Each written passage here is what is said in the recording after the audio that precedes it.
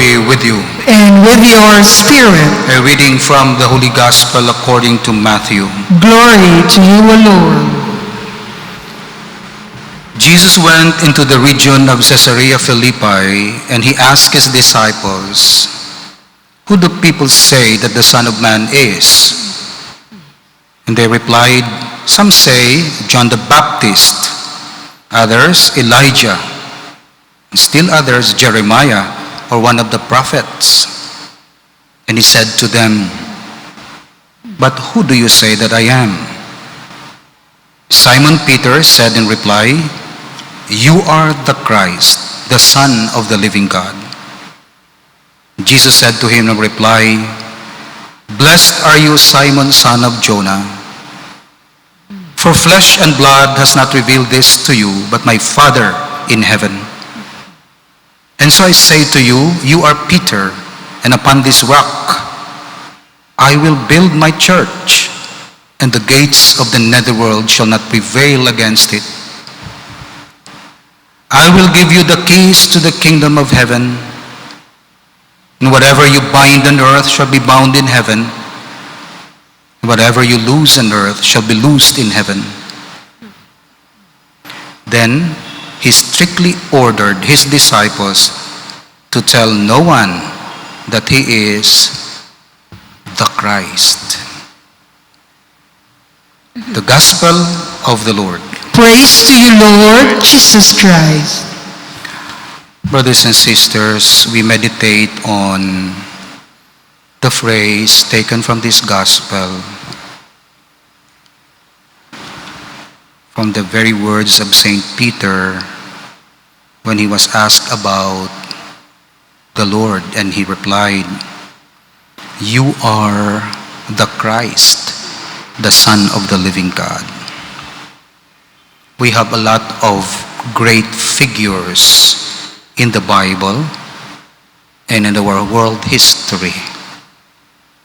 We have Pharaoh of Egypt, Alexander the Great, Napoleon Bonaparte, Hitler. We have also some good men, Pope John Paul II. We have, and many more.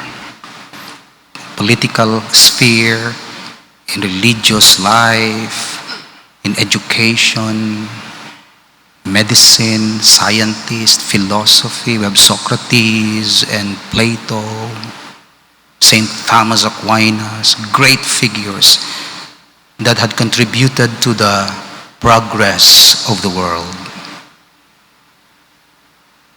But Jesus Christ is unique. He is a great figure, but he is special. Why? Because he is the Son of God. He is God himself who became man. Other figures, in fact, stated in the Bible, in the reply of Peter and other apostles, you are like St. John the Baptist, Jeremiah, or one of the great prophets. They are men who demonstrated some divine characteristics. Men who appear like God. But Jesus is God who assumed our human nature. That's why he's unique. Unlike Muhammad and then many more. No need to mention other great leaders of other religions.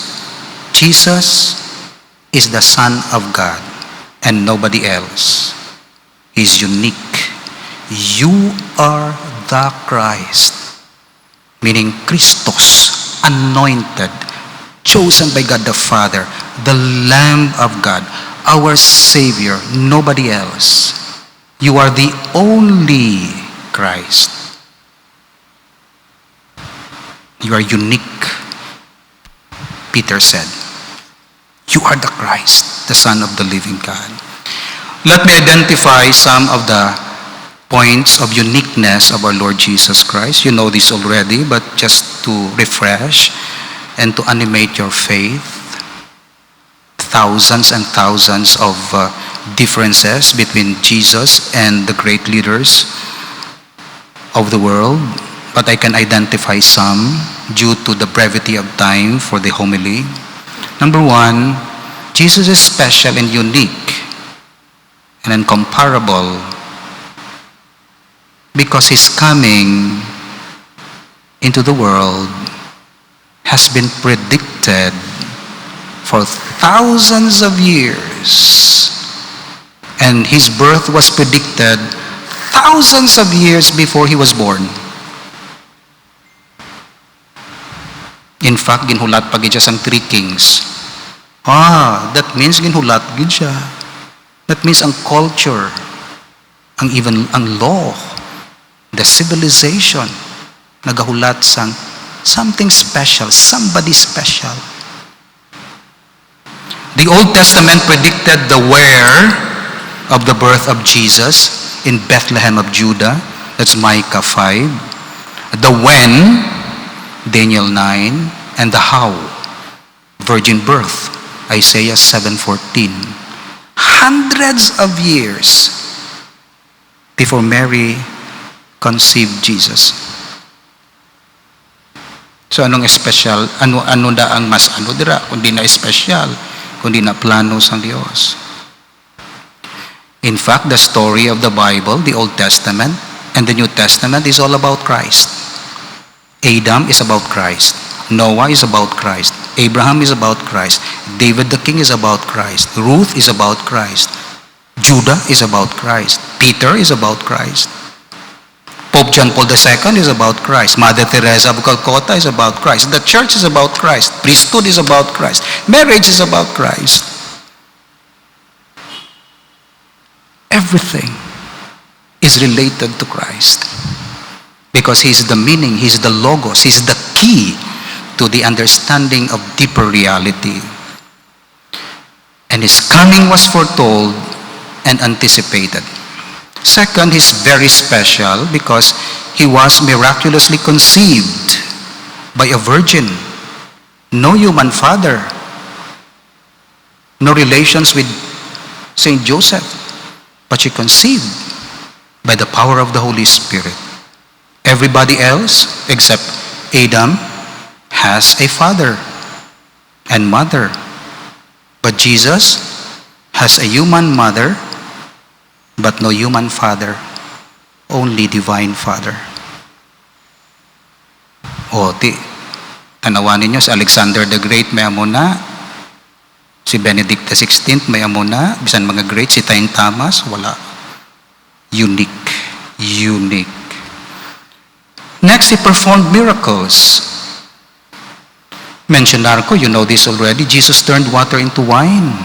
John 2, walk on water. Matthew 14, multiplied bread. John 6, opened the eyes of the blind. John 9, made the lame walk.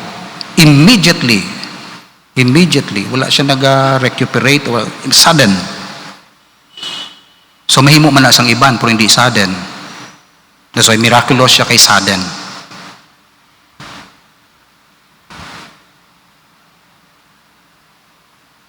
Leprosy during that time. He cured the leprous, Mark 1. And even raised the dead to life on several occasions. 3 occasions. Daughter of Jairus, the son of the widow of Nain, and Lazarus, brother of Mary and Martha. And He Himself resurrected. So special.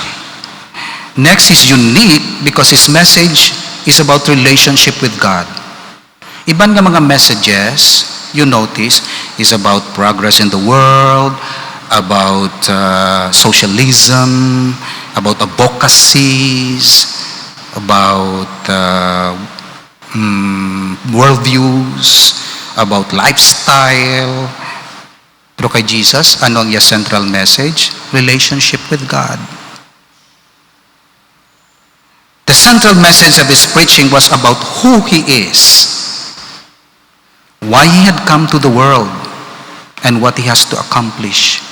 That's why ang Christianity is not about something actually. It's about someone. Because this is what Jesus is and unique. Kagamuman in Christianity because Christianity is from Christ. So ang purpose ng Christianity is not immediately doing things and changing the structure of things. But Christianity is about relationship with God. It's about someone. That's why ang inyo religion kung something, para magbuot ako. Okay, para nga mangin loving ako. Okay, pero wala ka relasyon sa Diyos para makilala mo siya. No, that's not true religion. Because true religion is about God. Consequence na lang ng iban. Pero kung ginhimo mo ang tanan without God, it's not a religion. Because true religion is not regulations, not rules, not rites, not rituals, immediately, directly, but relationship with God. Kadya lang ang nag-restore sa relationship. Kay balaan niya, ang nag-obstruct sa relationship between humanity and God is sin. That's why i-restore niya. Para ma-restore na, i-conquer niya ang sin by His death. That's why Savior siya. It's about relationship. That's why kung wala ang tao sa relationship sa Diyos, bisan may ritual siya, wala siya nakasulod sa true religion ni Christ. Bisan nag-follow siya sa rules and regulations and morality without relating to God, that's empty. Amo ning unique kay Christ. Iban ng mga religious leaders is about fundraising. It's about prosperity gospel. It's about wealth and health. Kay Jesus, no. In fact, naghambal siya. Austerity. Poverty. But rich in relationship with God. So unique. Next, ang iya uniqueness is found in the fact that He came to die. Every single person and every living thing ever came to this world to live. But Jesus came in order to die. To die, why? Because there's a plan of God. He will be the Lamb of the Father to be sacrificed on the cross. Kagang iya life will never be complete without dying. That's why ang purpose niya is to die. Nag-preach siya, pero ang end and ang culmination sa iya life is His death on the cross. That's why He came in order to die. Di ang kakakita sang leader nga na. Ang leader gusto nila mabuhi forever. Pero Jesus said, no, hasta lang ko 33 years. Patay ako. Unless, kung di ako mapatay, hindi ko rin matuman. There's no completion of salvation without dying on the cross. Imagine na bala, kung amo nang imo purpose ang life, it's an offering and dying. Unique. Unique. Of course, damo nagasunod sila. I came to serve, not to be served. Nag-offer sila martyrdom. Of course, because halin ang spirit kay Christ. Next, He rose from the dead. And He resurrected. Siya nagid ang figure in this world who conquered death. Other figures, even though how great they are, death conquered them, swallowed them. Nadunot sila. Kinaon sila sang duta. Nahimo silang abo. Dust. Powerful. Isa kahakop nga abo pagkatapos. Pero Christ, no. He conquered death. Gusto siya iswallow sang death. 3 days. Pero spit out siya. Hindi kaya sang death to swallow that power. Resurrection. That's why wala ka sa makita nga body ni Christ. Pero may makita ka nga body sang mga great figures. Isang si Abraham, arada sa Jerusalem, arada ang lulubngan. Pero kay Christ, wala ka. Okay? Nag-resurrect siya. That's why ang pinaka-powerful nga tao sa kalibutan, tao nga makababuhi sang tao, kag mabuhi siya mismo, mabuhi niya mismo kaugalingon. That's why ang Diyos nakakahudlok, mapatay siya, kaya mabuhi man siya. Pero kita kakahadlok, kaya mapatay kita forever. Pero ang Diyos nakakahadlok. And those who believe in Him will live forever. And lastly, He ascended into heaven. So dito na siya sa langit, dala na yang atong lawas. So this is my presentation to you in order to honor Christ. You are the Christ, the Son of the living God. Kagang hambal ko, hindi lang rin nga bungang isip, may mga proofs. We have Israelite people. We have proofs, Old Testament. We have Israel, Jerusalem, Jericho. Proofs in geography. We have the church, the saints, witnesses. They are the living proofs of the veracity of the message of Christ. You are the living witnesses. I am the living witness to the truthfulness that Christ is the Savior, the anointed one of the Father. Dugangan ko, unique ang kay Christ.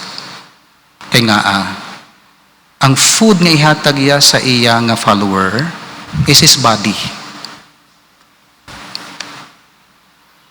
Sino nga figure diri nga kahatag ang body ya mangin food? Sino? Tell me. Si Christ lang. This is my body. This is my blood. Take it. Eat it. Drink it. This is my blood. Para mag-participate ka mo sa akong life, divine life. Consume me.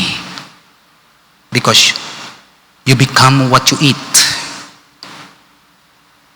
That's why si Christ kinhatag ya. Iya divinity sa Eucharist. And this will be fulfilled. Today, we receive Christ in the Eucharist. Someday, Christ will receive us. Today, we are receiving the Holy Communion, God, into our hearts. Someday, God will receive us into their communion of the Father and the Son and the Holy Spirit. That's why, Lord, you are not John the Baptist. He died. Great figure. Thank you for John the Baptist. You're not Jeremiah. He died. But you are the Christ, the Son of the living God. Kung hindi ka pa magpati sina hambot sa imo, kung din ka makuha sa imo mga proofs and evidence.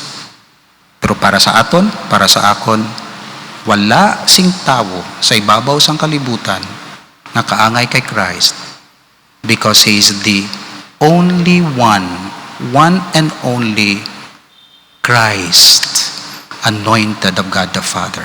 We believe in Him, we honor Him, we worship Him, we take Him as our Savior and Redeemer, and we are thankful to Him because He offered His life for us. Mapatay kita, pero because of our belief in Christ, faith in Christ, bangunon niya kita, and death has no power over us. O death, where is your sting? O death, where is your power? Because we believe in Christ, you have no power over us. Because our Lord has conquered the world and conquered sin and death. He is the Christ. Amen.